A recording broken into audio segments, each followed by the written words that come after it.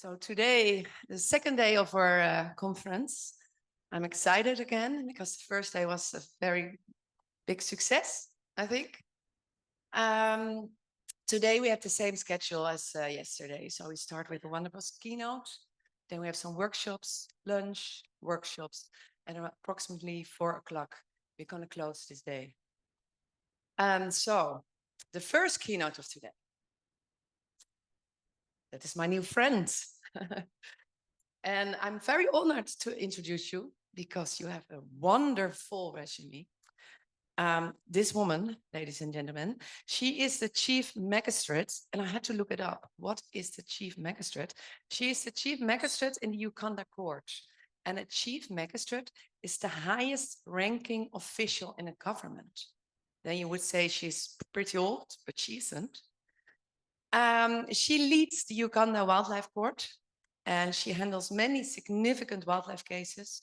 She participates in many wildlife protection programs worldwide. She represents Uganda at high-level international meetings on wildlife conservation. And she also founded Help African Animals, a not-for-profit that protects wildlife by influencing human mindset and behavior. Very interesting. Towards wildlife protection. She holds a Master of Law in Animal Law from Lewis and Clark Law School in the USA. And yesterday you told me it's the world's only advanced legal degree in animal law. I think we can learn a lot from you, Gladys. Can you please come to the stage, ladies and gentlemen, Gladys Kamasanyu.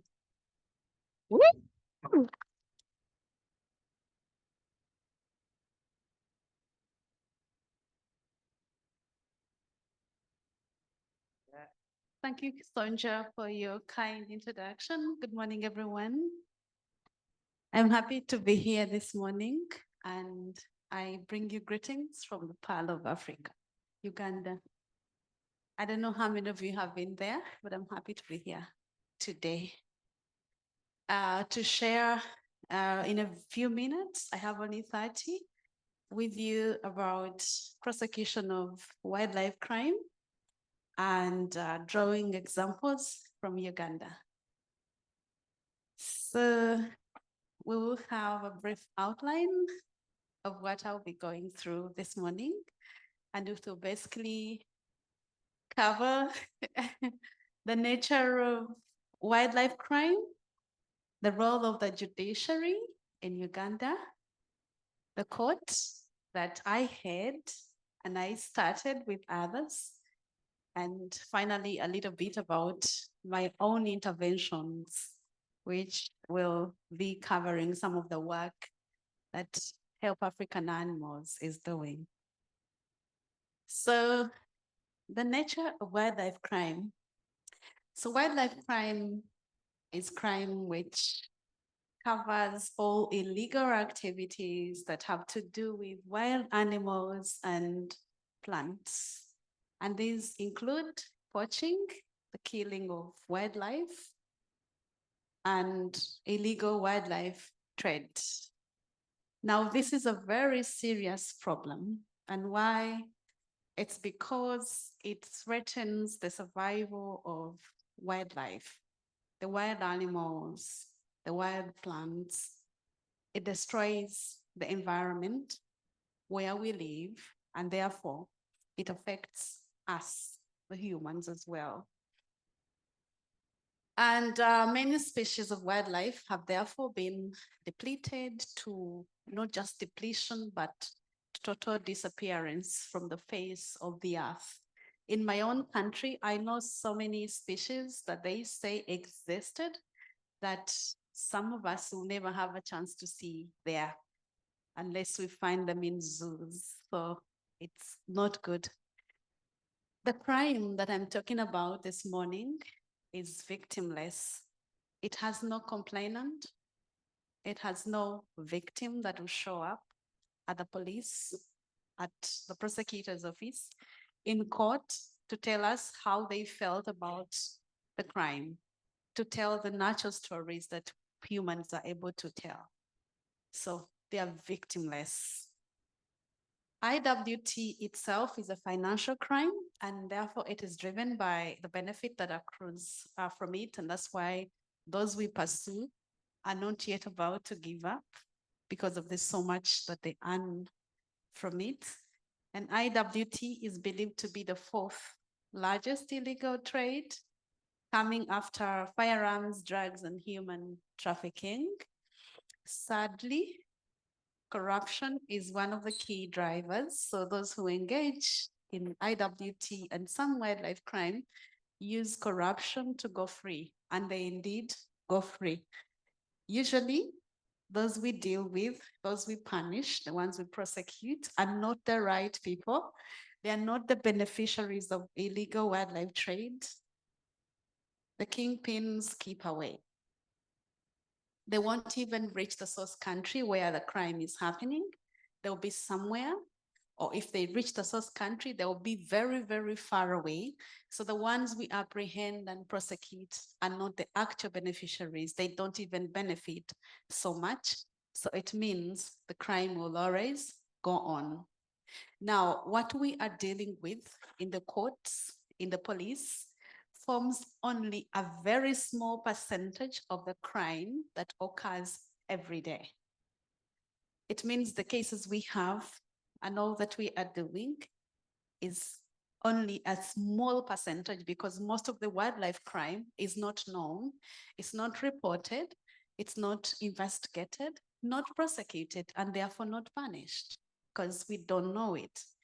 Now this one, the last one is that the poor pay more for illegal wildlife trade, for wildlife crime.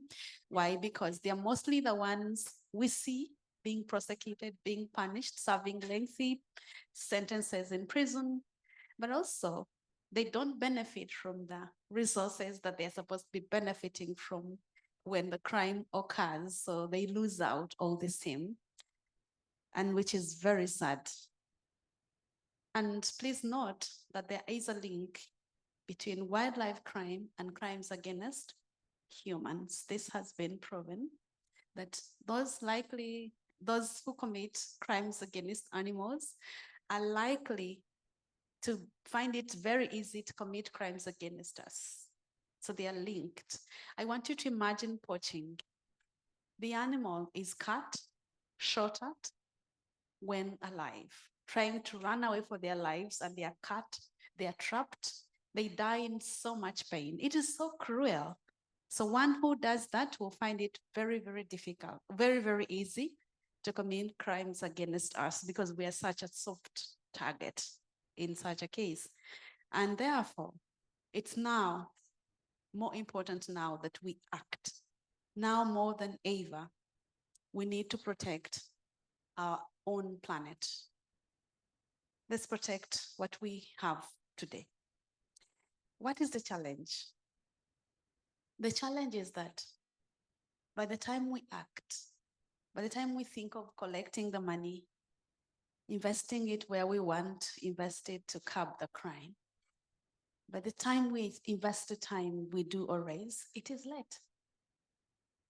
It is late because life is lost. This is what I see. I have tried all those cases. The sacks you see are pangolin scales. That case is still ongoing before me. And the expert said those sacks contained scales that accounted for over 400 individuals, 400 pangolins dead, to get close to 500 kilograms of pangolin scales. They were seized in Uganda. We don't know where they came from, but most likely from elsewhere. And what does that mean? The life in them, gone. We're only dealing with their body parts. Next to the sacks are skins of pangolins. There's no life there. And next are tusks of an elephant. You can't have a tusk of an elephant unless the elephant is dead. And not just dead, but the head is crushed to get out the biggest part of the tusk. 3/4 of the tusk is inside the head. That is nasty, but that is poaching. I handled that case. All those are legs of animals. That is all we could see to know that there was poaching. But you want to imagine how many animals died.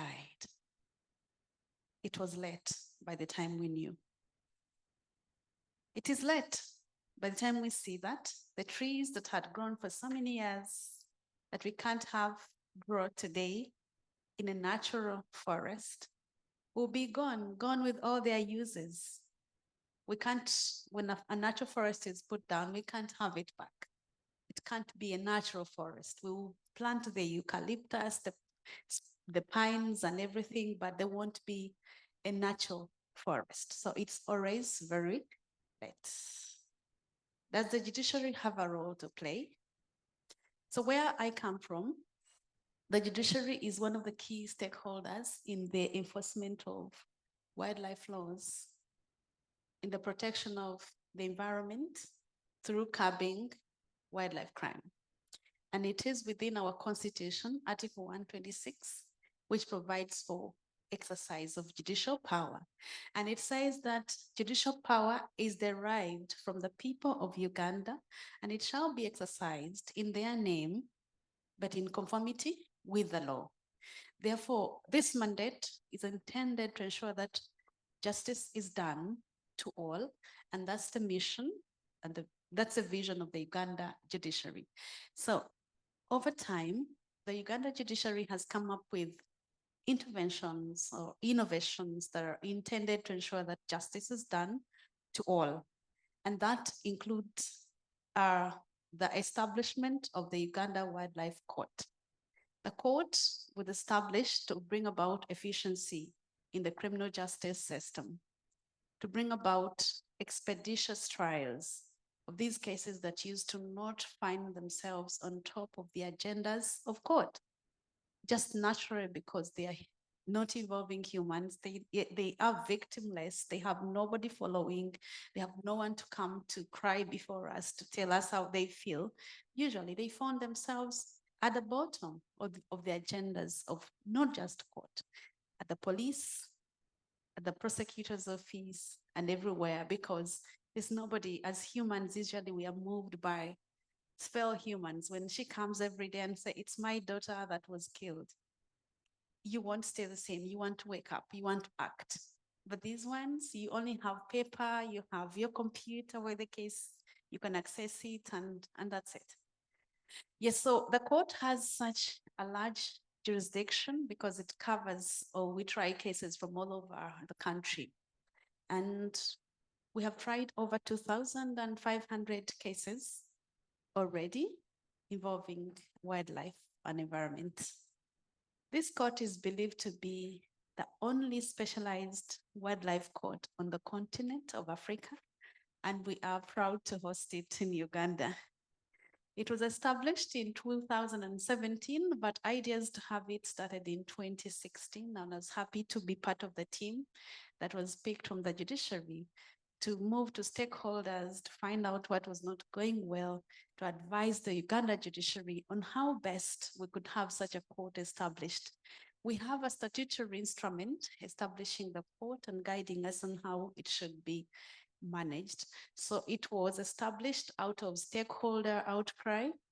And stakeholders here, I mean those who are in charge of conservation, like the Uganda Wildlife Authority, the National Forest Authority, the Fisheries Protection Unit, the National Environment Authority, because they are directly in charge, but also together with the development partners, those who are investing so much to make sure that wildlife in Africa, wildlife in Uganda is protected, who felt that these cases were not being given enough justice, and therefore we needed to do more by establishing a court that is devoted to only trying those cases. So there's no competition. That is all we have. Every single day, I expect an animal case, a tree case, an environment case. Yeah, so, and I love it that way. So what are the achievements? We have been able, like I said, to have now expeditious trials of wildlife cases, because that is all we're dealing with every day. And so there's no competition of, oh, this is a human being case where the human being is the victim. So we have been able to fast track the cases, but also there was a complaint of courts imposing penalties that were not suiting the kind of crime that would be committed. Because again, there's no human being. The case is victimless. We can't tell why we need to punish so much a human being because of an animal. So we have been able to have enhanced penalties, including a life imprisonment punishment. Our law introduces such deterrent punishments, including life imprisonment, which I imposed myself in 2022 to a repeat offender who was an ivory trafficker.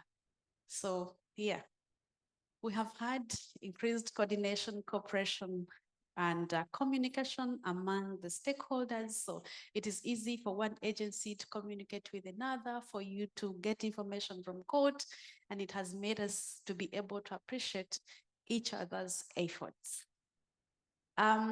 Case backlog in cases of wildlife is not there because fast tracking the cases. We don't have cases that have been in court for even 1 year. Our cases will end between 1 day to maybe 6 months latest. And this has been a plus. And because of being in the same court, we're able to identify repeat offenders. If you've been before us, we're able to know you. And therefore, we have been able to reduce on prison congestions, like having so many people in prison waiting for their trials. Challenges that the work we do, our people don't understand it. There's still limited awareness among the public about what we are keeping in the protected areas, about why we do what we do. So sometimes they think that we are instead persecuting them. So prosecution may threaten the very survival of wildlife. And why? This is what I think. We are incarcerating men and women who are fathers and mothers of so many children. Where I come from, one person, one man can have up to 20 children. One lady can have so many. And you're going to arrest and incarcerate them for poaching to feed that family. You're putting them in prison for, say, 5 years. They are leaving 7 children. What are you doing? The children are still living in the same ecosystem with the same animals, and they're hungry, and they want to go to school. They won't be lawyers like me. They won't be judges. They don't be any of us here.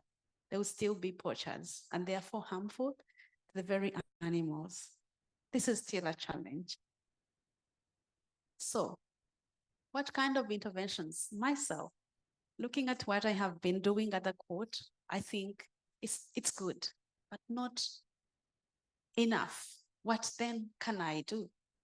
Help African animals. This is a nonprofit which I started myself when I was at school in the US, out of my so many questions of so what?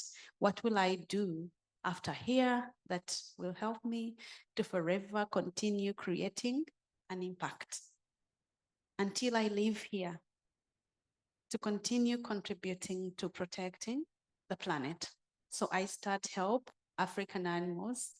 It is registered in the US, it's a tax-exempt nonprofit, and it's also registered in Uganda. What we are doing is to increase awareness through reaching communities in outreaches, capacity building, trying to save life, not to continue to be reactive, to act when it is too late. I believe in saving life of the people, because we need the people, and life of the animal. We should save the animal before they die. So that is a community outreach of Help African Animals, and we believe in speaking out for the wildlife. through those posts that we go putting in communities, people are able to know that they need to protect wildlife in their areas. We keep reaching them in communities where they live. That community there was a hunting community where we went to meet with the hunters. Those were hunters, and that was during COVID. And that's also one of the outreaches for hunters. The posts are small, but you see that they're animals. Now, those are animals in that very community. It's a community wildlife place. And this was an outreach at a landing site.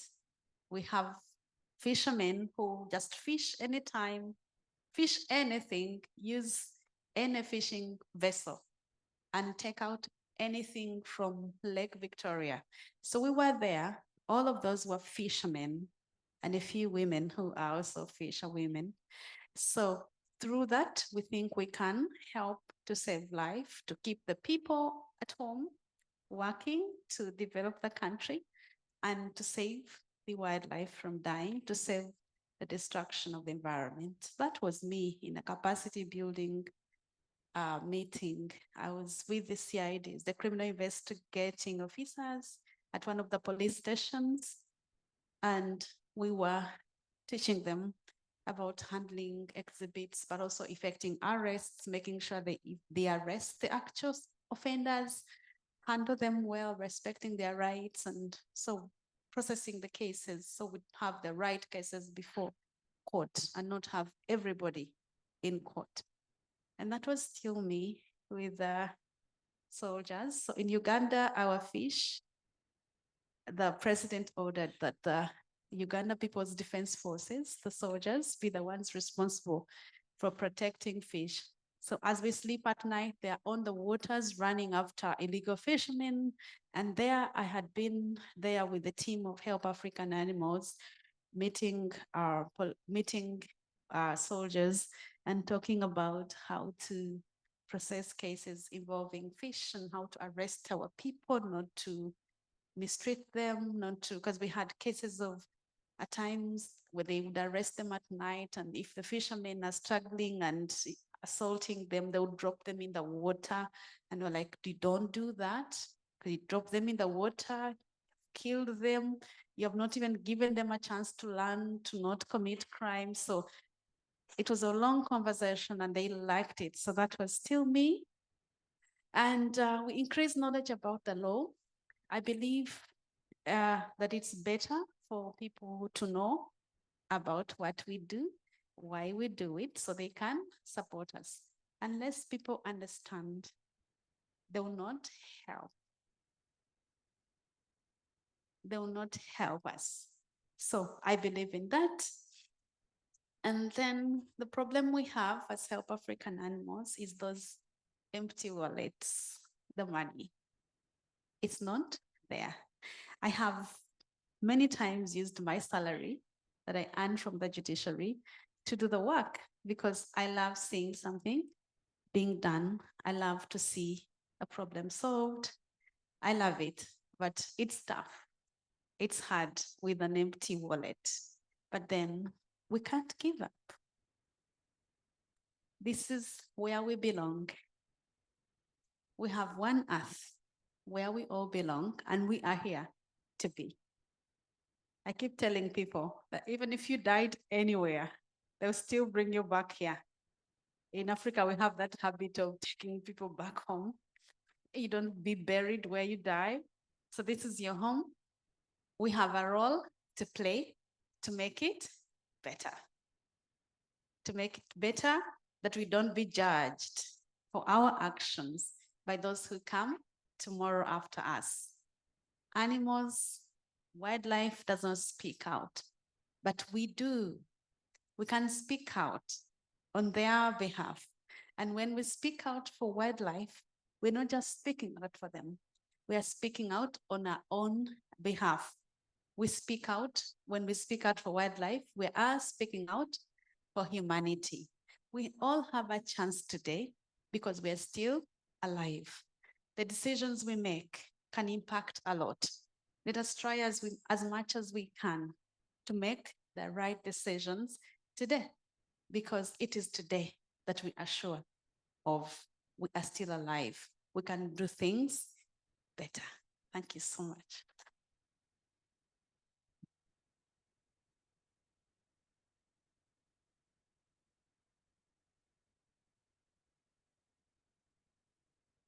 You can have a seat already. Then efficiency remarkable. So during this project, we of course are all collaborating. It's all about collaboration and innovation to protect wildlife. And of course, we start with prevention. But if that isn't the case and it's conflict starts to be a crime and then a crime reaches the court, then we also need to do something to stop it. And that's what we are going to talk with this panel. I'm going to introduce the panelists. The first panelist is Cristian Remus-Papp. Where are you, Cristian? Hello. He is a wildlife and landscape national manager of WWF in Romania. He's an environmental management is your core business. And you also teach this as an associate lecturer at the university with a name I can't pronounce, but I'll do my best. Babesboja. What? Not bad, but it's Babesboja. Welcome to Cristian, ladies and gentlemen.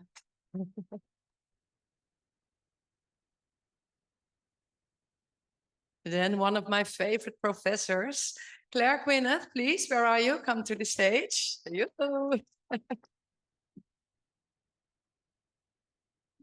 Claire is a professor in forensic and environmental science at Staffordshire University. She's also a natural geographic explorer, whatever that is. This woman is one of the world's leading forensic fiber and microplastic researchers, really. She's also the director of the Center for Crime, Justice and Security, which houses world-leading research and innovation in all aspects of criminal and social justice system. She knows a lot of things, but her heart goes ticking when you talk about microplastics and fiber, right? That's your passion. Welcome, Claire. And then, yeah, you already clapped. But you can do it another. Then we have Craig. Craig, where are you? Craig Simpson, he's there. Craig is the managing director of the Wildlife Forensic Academy in South Africa. He has multiple degrees in veterinary science, public health, wildlife management, infectious diseases. He is also a multitask as a veterinarian, public health researcher, lecturer, and project manager. Welcome, Greg. Wait a second with the cards. Yes. Yeah. So what I already said, with our panel, this extraordinary panel, we will examine how human-wildlife conflicts can escalate into human-wildlife crime. And when you have a crime, how such crimes are investigated. And when such crimes are investigated, how they reach the courts, what you all saw, and what happens next. So we have a special follow. We start with the cause. Because we all want to know what drives human-wildlife conflict. And Cristian, I think I'll give you also handhelds. Does it work? It works. Yes. Cristian, can you tell me from your perspective, in Romania maybe, but also maybe abroad, what are the root causes for human-wildlife crime? Thanks, Sonia. I think that Gladys pointed out very well many of the underlying conflicts from her experience. There are, of course, many similarities to Romania, for instance, or to other countries from the central part of Europe. And what I would like to point out is that livestock depredation, for instance, is one of the main sources of conflict. And this is happening because we are not investing enough in conflict prevention. Of course, there are many systems out there, including electric fences, specialized guardian dogs, and so on. But in Romania, for instance, the government had only one initiative to fund the acquisition and installation of such electric fences. They had a limited fund, and in less than 1 hour, the funds were actually vanished because there was a lot of, let's say, requests from this point of view. We as WWF and other organizations are funding, this type of work to prevent conflict, but we are working on some pilot areas. We cannot cover the whole country or not even the whole Carpathian Arch. This is one, let's say, side of the coin. On the other hand, we have livestock breeders, we have shepherds that are taking their sheep, for instance, into the forest, so basically into the habitat of large carnivores or very close to the forest, which again is definitely creating somehow the basis for conflicts. Then we have a second category, the depredation, let's say, of beehives. Again, we are talking about the lack of preventive measures. This is, again, very disappointing for many of the, let's say, owners, and some of them would love to make justice with their hands. Then we have damage to crops. And we are talking about corn, for instance, about potatoes. And sometimes when you go out in September, let's say, with a thermal camera during the night, you never know if in the cornfield there are, bears or wild boars. But for sure, when 5 or 6 bears are entering corn fields like this, it's for sure 70–80% destroyed. Then we are talking about damages to properties. Sometimes we are talking about, let's say, poor communities that don't know how to defend their households, and the bears are entering the courtyard. They are taking, the poultry, the pigs. Sometimes even the dogs are killed, and this is again creating some tensions. And the government is not acting, not funding prevention measures. Then we talk about direct encounters, people going out in the woods for hiking. And unfortunately, last year we had a tragic event in a nature park when a 19-year-old girl was killed during a hike.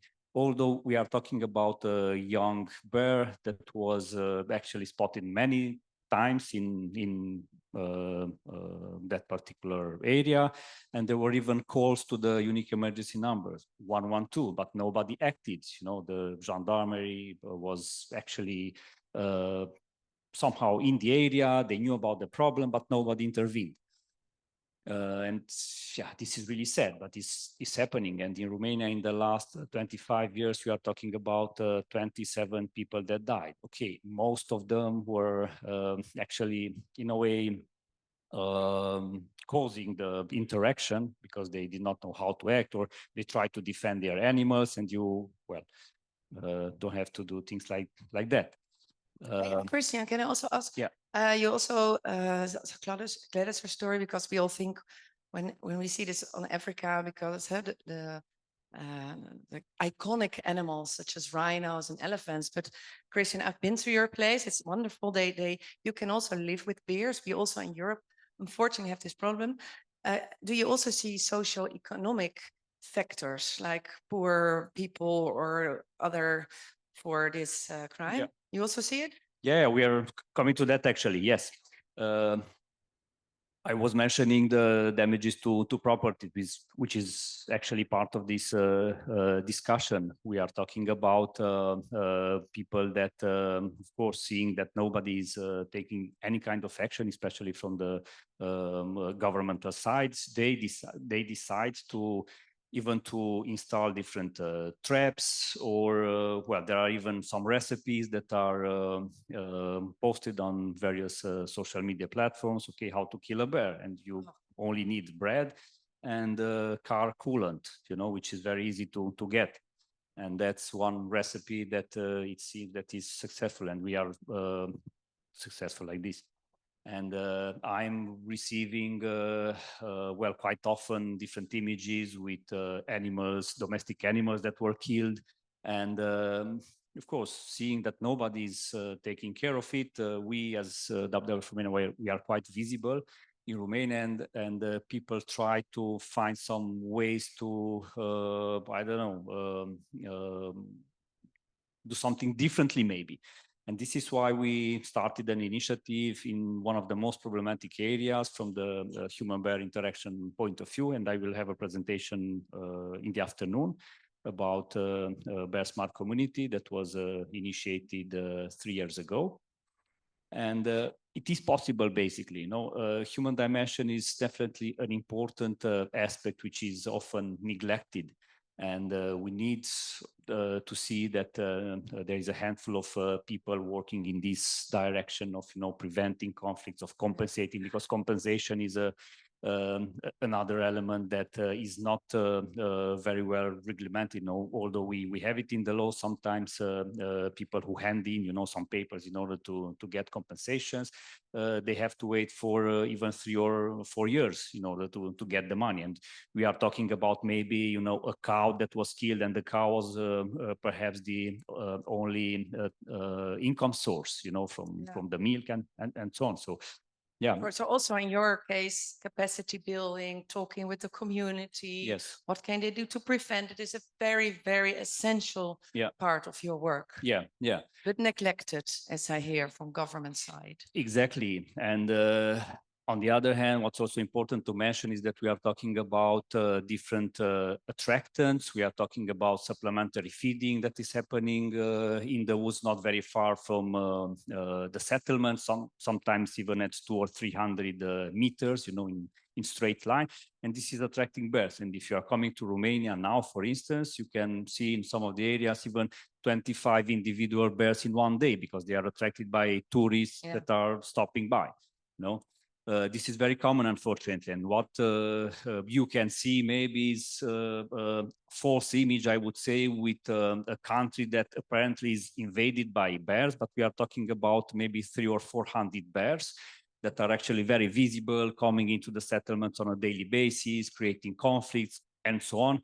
But on the other hand, we have a hunting quota, and unfortunately, I would say the bears that are targeted are the large males, basically. Yeah. So the ones that are causing the conflicts, which are usually smaller bears, they don't have a big value, let's say. So they stay close to the communities. They are continuing to create chaos, damages, and so on. And all these were basically, let's say, direct causes. There are also some indirect causes, like habitat fragmentation, which is leading somehow to traffic collisions. Every year we have 3 or 4 bears that are entering highways, and well, of course, they are creating damages. They are hit. They die there.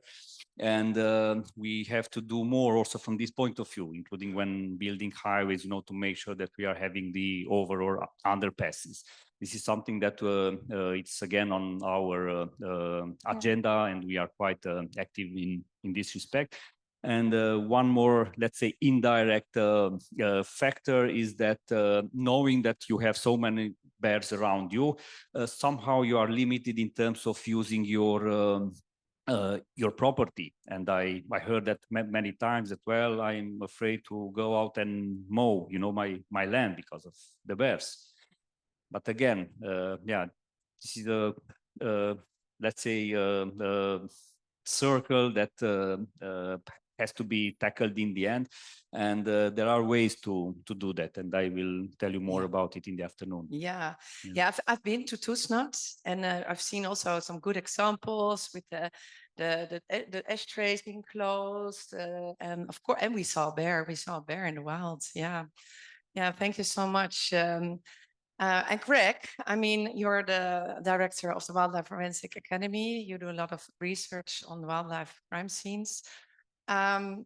When does a human-wildlife conflict, like how Cristian described it, when does it become a crime? When do we speak about a crime? as soon as the law is broken, it's a crime. Yeah. So I think that's quite simple. And obviously that depends on the country.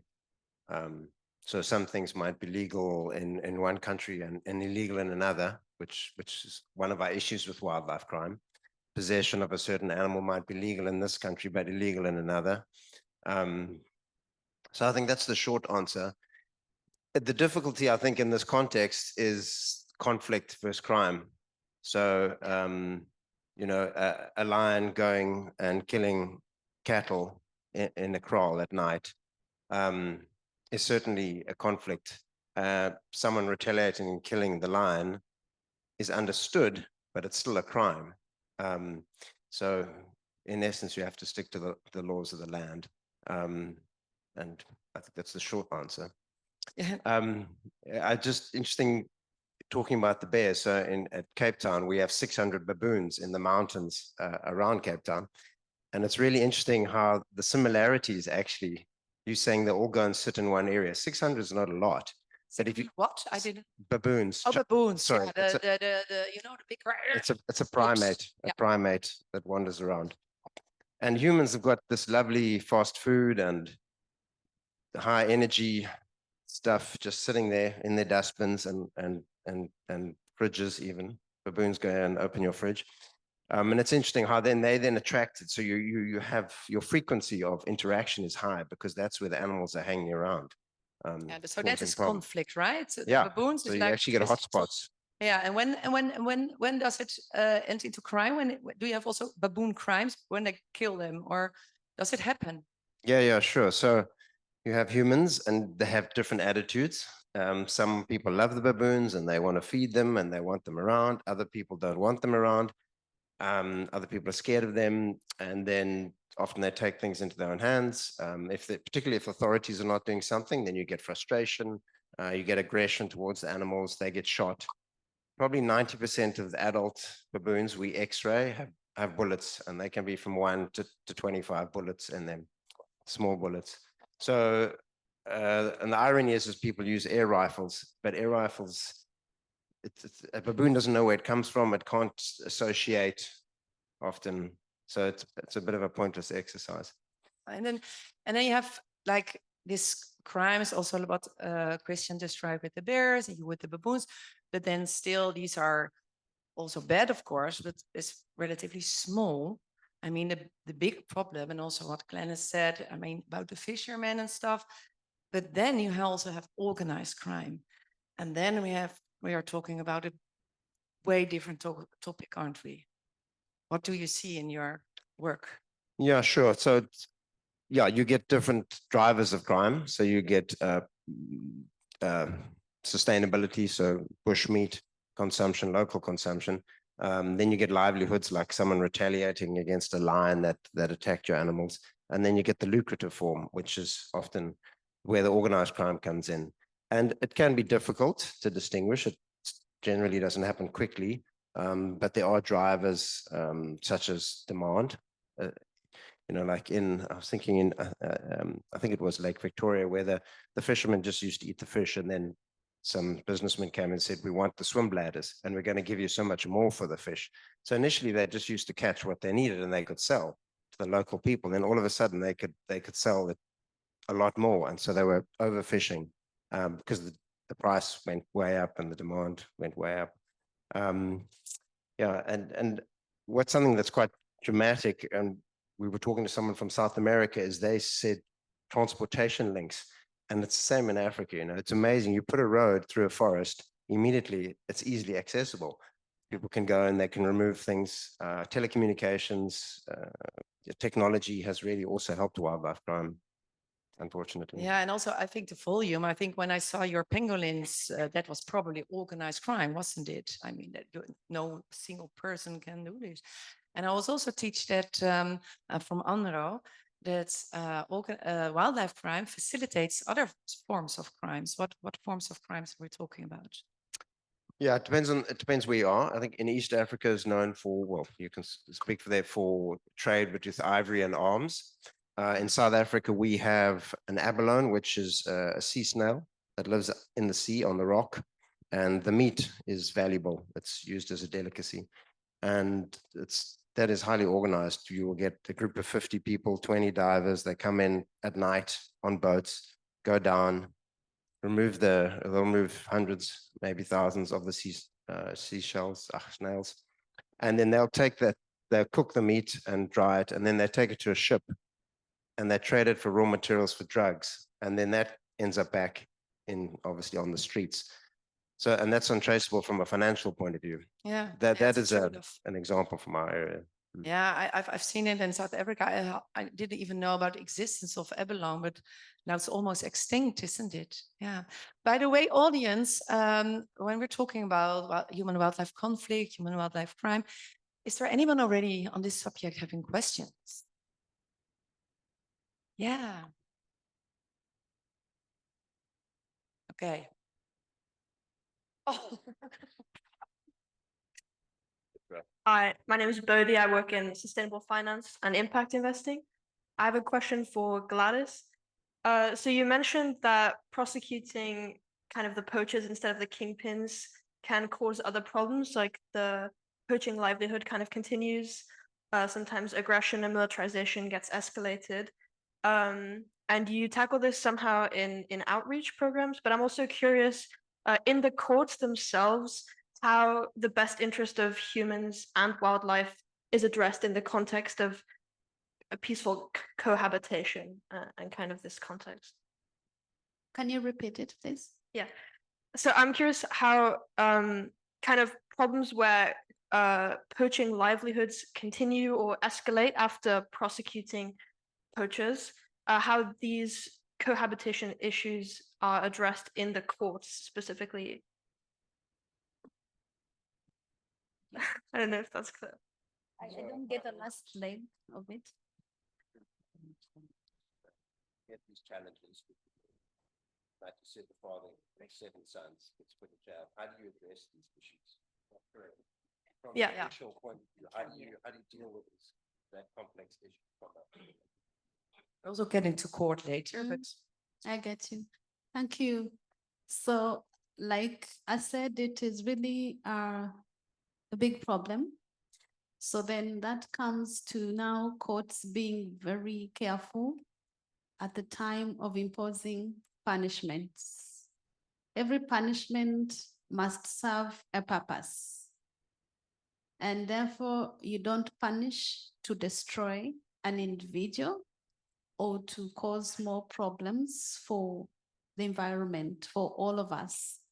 So then it means at the time of imposing the punishment, we have to try as much as possible to come up with a punishment that is not going to render the convict useless, that is not going to make their family homeless or go hungry, our children not go to school. So we have to balance between protecting the environment and punishing to be sure that we don't cause more problems during the time of imposing the punishment.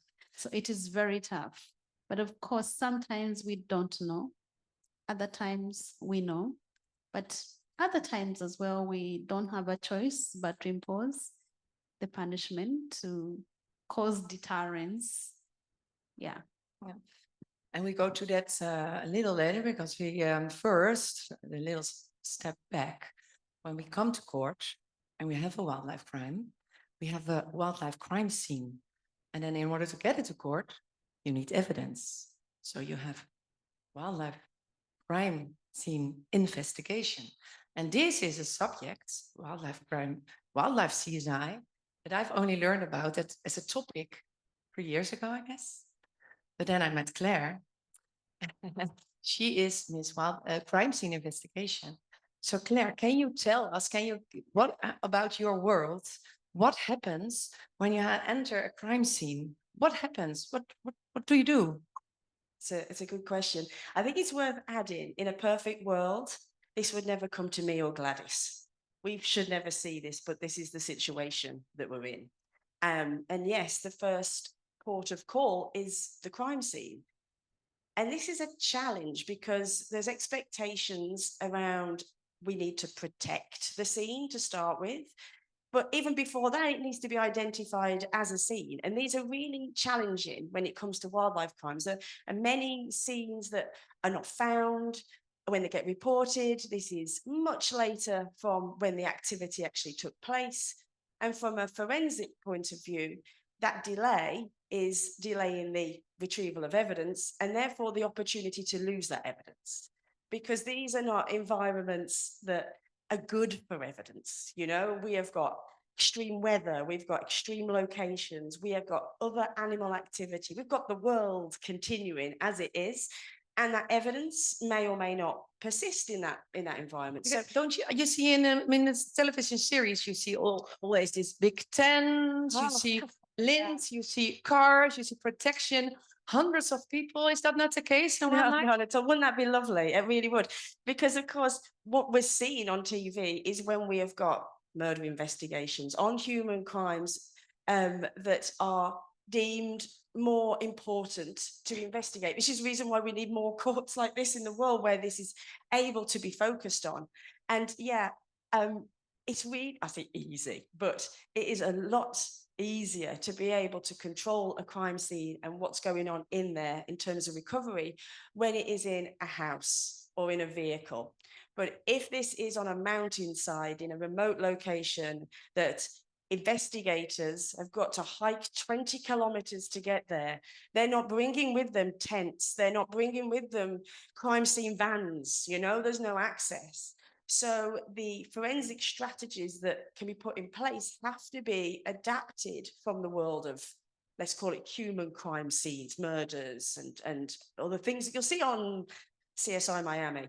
And that is the creativity of those on the ground. So it's firstly the ability for those to understand the opportunity for evidence, what could be evidence, even when it doesn't look like evidence, you know, to try and start piecing together this investigation. What kind of examples when you talk about evidence? Yeah. So when we're talking about a natural environment, we want to understand who was there, how many, what activities were going on. And this really comes into this idea of, in organized crime, very well thought out entry and exits into locations with more tools and resources. So we might be seeing less evidence, I'll come to that in a minute, versus someone who is tackling a, let's call it, problem animal, who is going to leave behind maybe different evidence, less forensic focus. So what we're looking for is the ability to link. And that is everything from the traditional ideas of leaving finger marks of items that have been discarded, DNA evidence from trash, love trash. Someone's taken, they've been camping out there for a while, especially when there's a plan in place and they've left behind food, they left behind debris. You can get DNA from that. Yes. Of course, I'm a trace evidence analyst. This is it. And for it's about finding that at the scene, but then it's also about trying, when you've got a suspect, to try and link them back to it. So now we're talking about, and it's a perfect world, soil from the location, pollen grains from plants, botanicals that we can link to location and timeframes, animal hair if this is a mammal, or remnants of the touching of that animal if there has been, for example, a souvenir taken or there's been an item removed. We want to see that, what we call two-way transfer. So this is where animal hair is fantastic for that, and especially when you don't necessarily know who the victim was to start with. But let's remember, it all comes down to money. So if we could, we would throw lots of resources at this, of course, and be able to analyze all this evidence that's potentially going to give value. But we're in a world, even in non-wildlife crimes, where decisions have to be made and it's a bit of a gamble. So you go, I'm going to do a DNA swab from that item and I'm hoping that there's DNA, touch DNA present on there. And even if there is, do we get a good enough profile to do an identification? Is that person on a DNA database? How do we build leads and how do we, how do we use this? So there's a lot of thought that has to go into this. And this is a bit of a barrier sometimes. We need the opportunity to take it, and that's not always the case. So we need to be able to analyze the crime scene, and then we need the opportunity to actually get value from that so we can go and build a case that might be valuable in court. It's tricky. It's a challenge. And those who are on the ground trying to do this are under-resourced.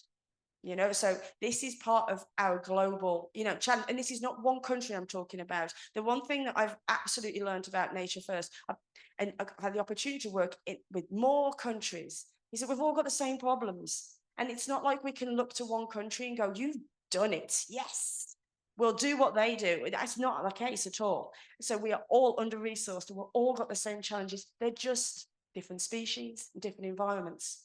Yeah, that's what I'm gonna So work there's together. lots of challenges because indeed I've also learned this from the Nature First project. In all countries, as you said, not even when you first enter the crime scene, you have rangers, of course, and they are the first responder and they have no idea what to do. I mean, they're not trained. We did it in our project, trained rangers. And then when they are trained and then when they know how to seal the scene, then nobody comes because they have no time with the police. Yeah, and then when you have traces and you find maybe the poacher, then you only have the poacher. And how do you come to the big network behind it? That's way more interesting than the poacher himself, isn't it? Or her, but I guess it's most of the time him. Yeah, and I think that's the key here, is about getting the whole line sorted out. Those who might be first responders, people who might find these crimes, that does include the public as well. So we actually need really great mechanisms, public awareness. It comes back to community awareness of something is unusual here, something's happened. Who do I call? What do I do? And of course, rangers might know that a little bit, but then there's an opportunity to try and preserve that evidence. And that's kind of where Nature First has put some effort. But then you still need someone who has got the ability, well, I say ability, the jurisdiction to be able to come and take that evidence and then follow that chain of continuity to the courts. So it's a multi-point problem that we need to tackle, but it is not insurmountable. You have to remember this. We have put time, effort, money, and knowledge around this for a multitude of crimes. We are actually globally fantastic at investigating crimes. We really are. We're technology. When you talk about we, the law enforcement. And when I talk about we, I'm talking about in every country, there is fantastic specialisms adapted to the challenges that they have, depending on the crime types. This can also be true for wildlife crime. So it's actually quite a positive thing now. If we increase awareness, we start empowering people, we start building up the knowledge, we can move it forward. We absolutely can. But we got to get everyone to care. Yeah. we have to collaborate also, right? Bring all those knowledges together. Yeah. Yeah. Yeah, this is really important. In some other cases, like Gladys mentioned, there is also corruption behind it. You know, we had quite some cases in Romania. For instance, one of our bears, which was monitored with a video collar back in 2013, was poached close to the border with Ukraine. And although we heard that it was somebody from the judiciary system involved, the case was, closed without having anybody responsible, for that type of crime. On the other hand, another bear, which again was monitored with a collar, this time with a video collar, went from Romania to Ukraine, and after passing the border in a couple of days, it was shot. The collar was destroyed. And we tried to recover, the recordings from the video collar, which was not possible. And one of my colleagues went there, and I told him, okay, try to promise a certain amount for getting more information so that we can get the footages. But yeah, nobody was, found responsible for that type of crime. Yeah. So we see all kinds of problems in the same countries. That's very, very interesting. By the way, does anyone have a question to this wonderful team? Yeah. Oh, can you throw it first there and then to that guy? Yeah. Can you raise your hand again? Because you need to throw it. Oh, you don't. Oh, there. Sorry. Yes. Thank you so much. My name is Eliod. I'm a PhD student at Utrecht University under the Green Laundering Project. So I have one question and it goes straight to Craig. I'm doing my research on rhino horn laundering in South Africa. So South Africa has legalized rhino horn trade inside the country. So my question is to know how did it work? Like, how is the environment or the current market going on inside South Africa in relation to organized crimes in a rhino horn economies in South Africa? Thank you for the question. Interesting question. I mean, maybe a bit of background. Rhino horn is a different product to many other wildlife products because, believe it or not, it's renewable. You don't have to kill the animal to get rhino horn. And it's very expensive to keep rhinos. So if you buy a rhino, you can buy a rhino for about 12,000 euros. You can keep it, but then you've got to protect it because of the horn. You can remove the horn, which decreases the traction to take the horn, but you still got to feed it and protect it, which costs a lot of money. So a lot of people have pushed for the trade of the horn because why not? The animal doesn't die. I get a lot of money. I can then protect my animals. I can have more animals. That's good for conservation. So it's quite an understandable story. The difficulty is, how do you know what the consumer is consuming wherever it is in the world is legal or illegal? So you could harvest legally, send it somewhere, but how do you know that that wasn't poached? So it's a very strong argument on both sides, and there's justification. And this is where possibly technology could solve this problem. Maybe we could have a cheap instant DNA on where the consumer is.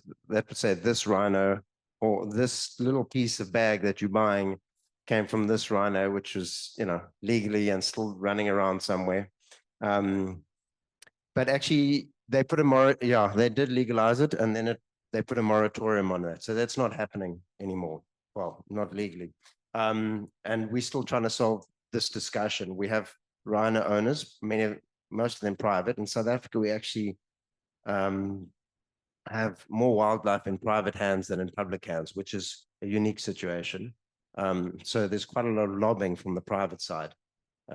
But at the moment, it's on hold because we haven't solved this problem. We're worried that if we open the floodgates, it's going to increase the demand and we're going to get more rhinos poached. But a really good discussion.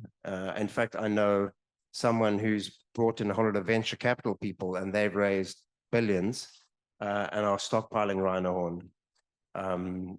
And their idea is actually to put it onto the market for $5,000 a kilo. At the moment, it's about $60,000 a kilo. So they think that if they do that, they can still make money, and they will decrease the demand to poach illegally. But yeah, very interesting. It's good to bring in wildlife economics, business people to this. How do you conserve the animal, keep it alive, and your government could actually make money out of this. Yeah, it's also so controversial because it's like looking at the rhino as an investment. Exactly. So that's why a lot of people are against it. Because, yeah, of course. Yeah, a rhino is something with a horn in wild. Now you're creating it a commodity. Very controversial. Yeah, good question. Thank you. Are there more questions? Yeah, then can you throw? So that's you can do this. You can do this. To that guy, raise your hand so he knows where to throw. Yeah. Yeah.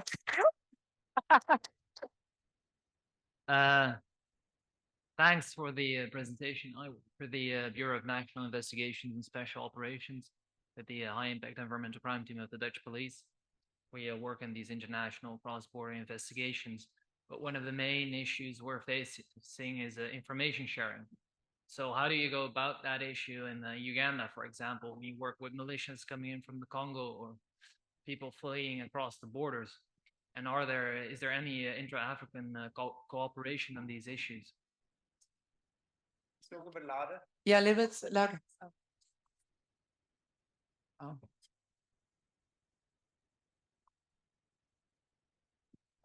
Can you? No, I got it. Yeah. He was so low.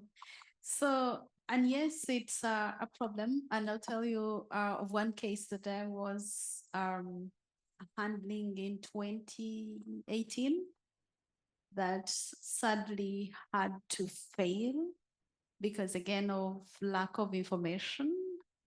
And also the exhibits were held in the neighboring country. Tons of elephant ivory. Part of the exhibit was in Southern Sudan. And we failed. We tried, but they refused to release them because of the value that is held in the exhibit. So information sharing is very important, but usually very hard. The agencies should be working together, but sometimes getting through to the right people with the relevant information that we may need to process a case to the end may be problematic. We have tried to have some arrangements with different countries in information sharing, extraditions of suspects, and all that. But yes, sometimes we fail, but many times we have tried to communicate with our counterparts in other countries, and we, to some extent, have been successful, although we at times fail. Same topic as yesterday, where we ended. It's very interesting about the importance of data sharing, information sharing. How is it this in the UK, Claire?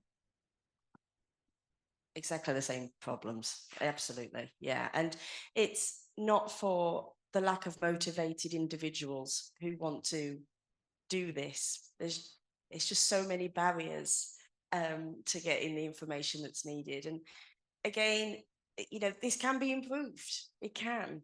And collaborations, as I think was mentioned, about like these maybe formal collaborations help do this, you know, so yeah, same problems.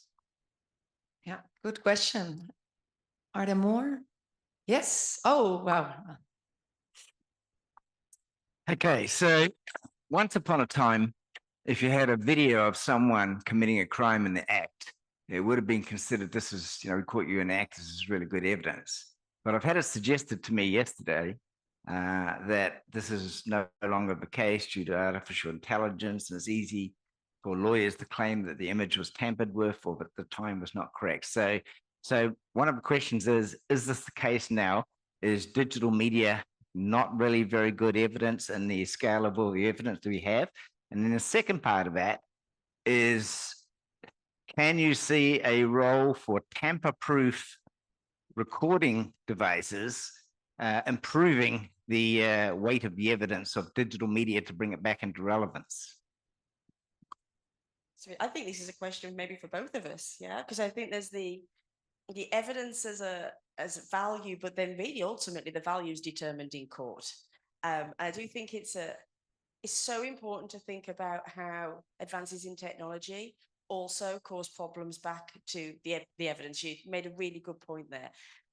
It doesn't mean that digital evidence is not useful.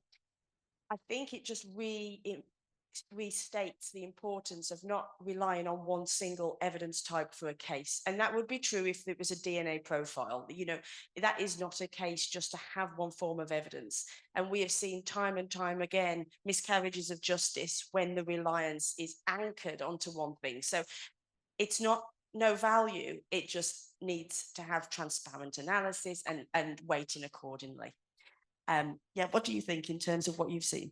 Yes, so electronic evidence, I know where I come from, we have a whole a law providing for electronic evidence, how that evidence should be extracted, how, first of all, how you should have it preserved, and being able to extract it out of that gadget, and as well as tendering it in court.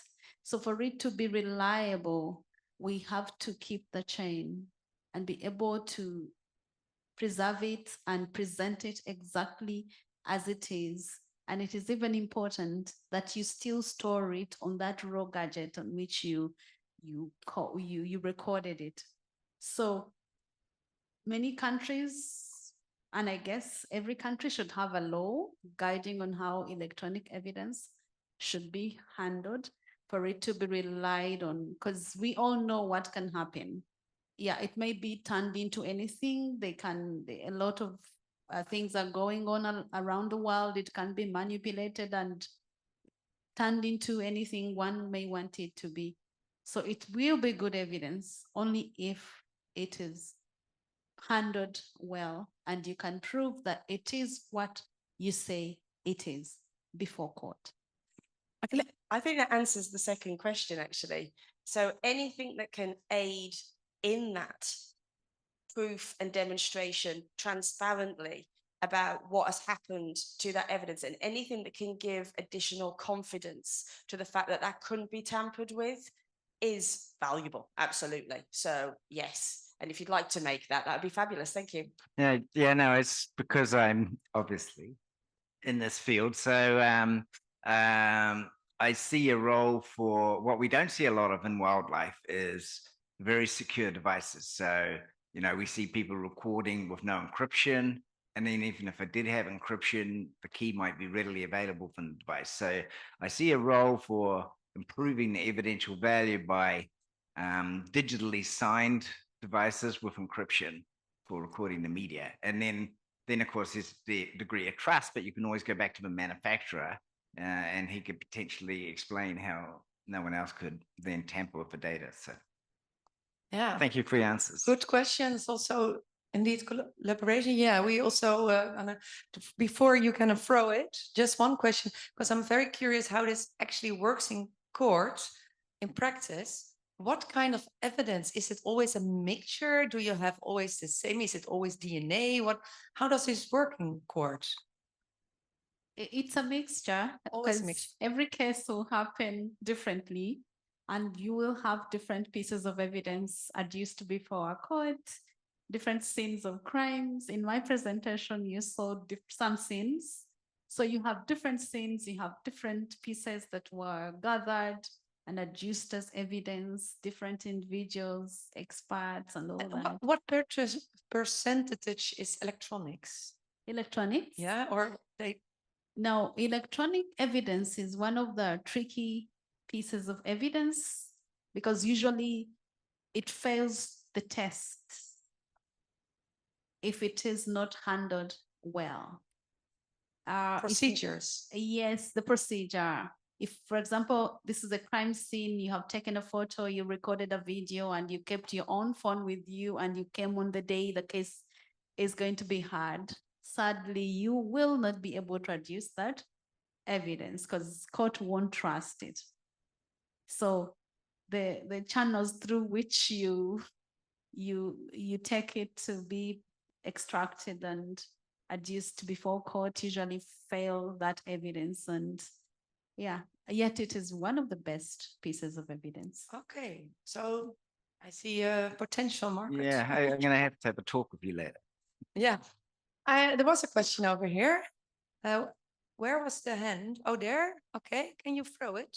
I'll throw it to you.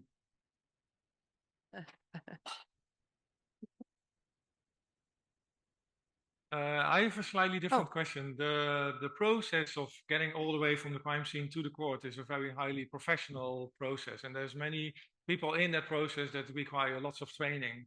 But in the field, you also see, especially also in Africa, lots of NGOs and private kind of investigators involving in that. And then they stumble into organized crime, and I have people, and I know people that got killed in that process. So it's, what is your view on the engagement of NGOs, which are not formal, playing a role in this chain? How do you see the role of NGOs in this field? What's that? I will, and then you, yes. So, well, NGOs are doing a great job. Problem is, sometimes we think that whatever worked in country X we'll work in country B and we carry everything there. So we fail to use solutions that solve the local problems. And we use the one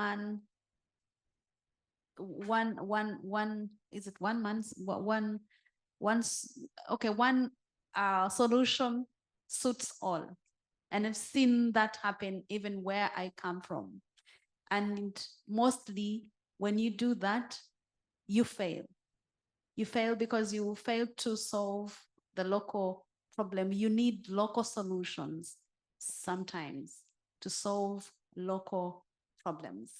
Do you know good example, best practices, let's say, from a case that you saw working where an NGO engaged in criminal investigations and what role they played?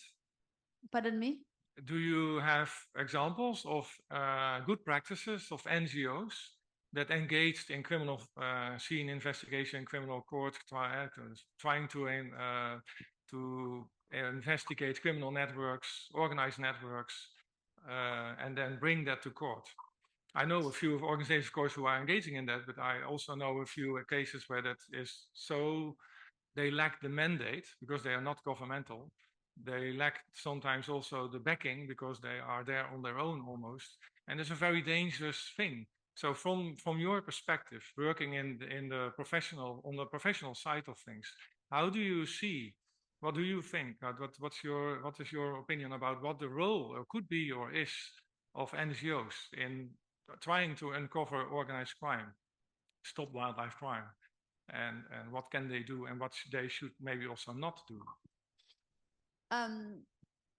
What I have seen work out actually is where, especially say international NGOs work with the local NGOs, because local NGOs will understand circumstances of the local people better than when you come from wherever and you come teach everything that is foreign. And yes, they'll just look at you and they will even think this is for them, not for us. So it's better to use the local non-profits that are on the ground, have worked with the people, know what is happening. It usually works out much, much better. And you work a lot also with local NGOs, correct? Yeah, I mean, I think across the globe, NGOs play a pivotal role in wildlife crime. Maybe different in humans, but no, I mean, in humans, it's the same. I mean, there was a case recently that was where people were paying money from the UK and the US to torture primates in, I don't know if it was Philippines or Malaysia. Anyway, and it was actually, a lot of the information was gathered by just two or three dedicated people, and then took it to law enforcement. I think it comes down to mandate, and that's something we try to teach, you know, in which country, in your country or whichever country, you know, who has the mandate. And then NGOs can be supplementary. Obviously, if they don't have the mandate, they can't go through with an investigation, but they can gather the evidence. In our country, we have an NGO, an animal welfare organization that has the mandate. It's in the act. So they do quite a lot of work, which is really nice because they're very passionate and they support, obviously, police. But in other countries, it's only police. And that is a difficulty with rangers in many countries that they don't have the mandate at all. But then you can teach protection of crime scene, don't, you know, mess up the crime scene, and hopefully someone will come that does have the mandate.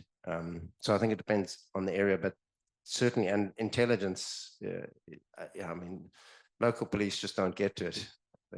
And even if you have the mandate, what I've learned from the Wildlife Academy is that you then also have to follow the right procedures. Otherwise, it doesn't even come to court. And no, most people don't have that knowledge, right? Yeah, and I think that kind of comes to the who's got the knowledge and who's doing that role.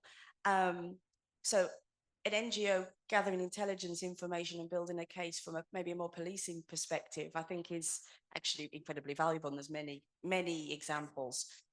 But for doing the crime scene work, it really is I would say, a special set of skills and knowledge that needs to be developed. And the world is moving to an accredited, validated approach to crime scene work now.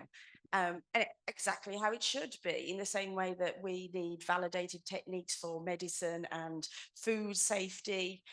I can't believe it's taken till now that we're actually starting to do that for crime scene work, knowing what the impact can be on individuals, the environment and species. But that is where the world's going. So it will move to the point where an NGO won't be allowed to do this work, or it won't be seen valuable to present that evidence in court unless they were a validated, accredited organisation in that. That is a barrier, but it's actually a good quality management barrier that we need to get across. And I see, recalling to the time, we have to do a wrap up, but you also want to say something? Yeah, just one thing. Maybe we start a little 5 minutes later with the workshops. No problem. In Romania, we are interested in this kind of work, of course, but it's really, hard to be involved because you simply cannot gather information. And instead of NGOs, searching for the criminal acts, the media is the one who is discovering different cases. And I don't know what's your experience, in working with media, but in Romania it's quite important, from this point of view. And just to give you an example, some 4 years ago, there were some forestry workers that were stolen, I think, 3 bear cubs. They, in a way, managed to get off the mother bear from the den, to chase her away, and then they steal the cubs. But the media was the one actually finding out about this event, and everybody was, asking, okay, what is the magnitude of this type of poaching? And nobody knew. We just know that it is happening, but we don't have enough data, Actually, it is working very well in Uganda. Recently, we had an article in one of the national papers, and they had a very big headline. And in the morning, we all woke up with a headline, "Who is responsible for destruction of Mabira Central Forest Reserve?" And this is the biggest forest in the country. And they had a huge scene, a photo, like you only could see stumps of trees. And then they named some agencies, and all of us woke up to that, and all of us were at work. Within about a week, so many people had been actually arrested. Oh. Yes, and they are currently being prosecuted in court. Oh, wow. Okay, that's a great it's nice example. to close with some good examples. Okay, do we think we have, because there was one more question, do we think we have time if we answer very quick? Yeah, okay, throw it on. Where? A long time, someone has been waiting. Where? Where? Oh, there, yeah.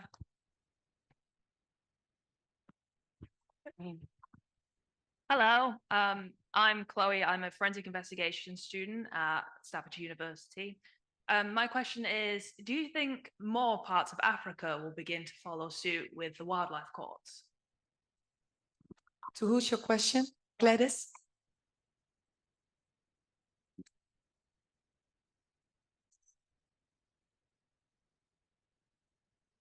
Good question. So I have had, since 2017, I have seen some African countries come to benchmark at my court. And I have been invited to different countries to go to speak, both in Africa and outside Africa, like here today, to speak about this code because of the amazing work that we have done there. It has worked for Uganda, and many countries think it will work for them.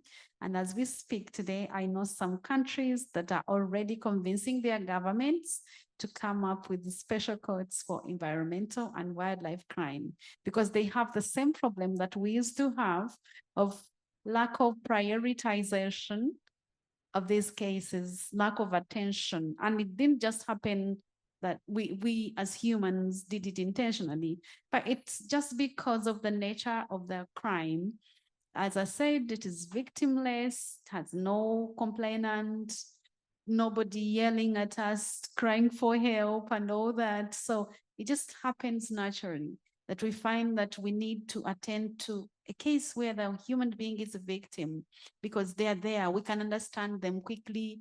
We can feel what they feel. Imagine a murder of, say, a human being and murder of a lion. Compare those two. If you had two files before you and you were a judge, you were an investigator, you were a prosecutor, which case do you think you first want to handle? It will certainly be that one where the human being is a victim. And then you later want to come to this.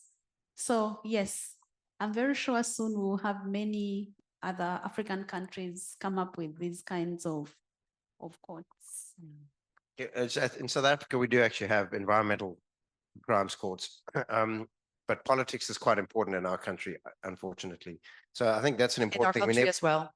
Yeah, we never pulled it in, but actually the need to push politicians, and our high rate of killing rhinos was helpful in that they created a dedicated court, and sentencing went up from minor to 20, 30 years, which is significant. And that was political pressure and public pressure actually on politicians. Yeah, and another thing I want to mention is that our court has increased awareness about wildlife crime, and that now people know, oh, if you're arrested and taken to that court, you will serve a Prevention. punishment. Even internationally, today traffickers will have to think twice. They will have to plan better. They will have to be very, very smart to be able to go through Uganda, because they know it is now risky. If you are arrested there, we have a law that introduces very deterrent punishment of up to life imprisonment. You may be sentenced to life imprisonment, but also you're sure you're going to be prosecuted at that court. So it has actually increased awareness among the people. Wow. Wow, this is very a nice closure. Thank you so much. And also to see that there's still hope. Of course, the court is in the end of the chain, but like you said, it can also be like prevention. And keep remembering that we need to also put efforts in prevention and capacity building with local communities. Thank you so much for this panel. Give them a great applause.